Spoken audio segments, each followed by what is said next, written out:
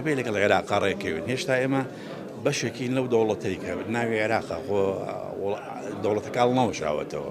لەبەرەوە دەبێت خۆمان بگونجێنین لە زەمنی ئەو دەوڵەتە بە پێی ئەو دەستوورەیە کە دیاری کردووە کە بڵێن نظامی حکومڕانی ئەو وڵاتە فیدرالیە و تهدیدی کردووە بڵێن مادەکانی دەستور ئەوانەی تهدید کردووە دەبێ ئێمە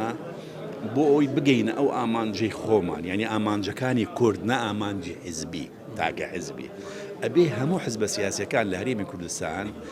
لێرە وەکو چۆن باسم کرد پرۆژەیەکی استراتیژی نەتەوەیی نیشتیمانیمان هەبێت بۆ ئەوەیە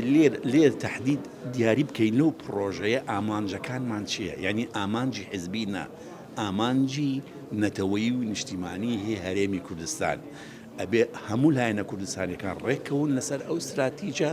و بەو شێوازە مامەڵە لەگەڵ حکومڕانی عێراقەکەی نەوەکو هەر حیزبە سیاسیەک بپێی بەرژەوەندی تایبەتەکانی خۆی تەعامل لەگەڵ حکوومەتی عێراقە ئێسەوا کراوە و گەیشترون تا ئەو هەلومەرجەی کە ئێستا پێگەمان وردە بەرەو لاوازی هەروە لە عێراق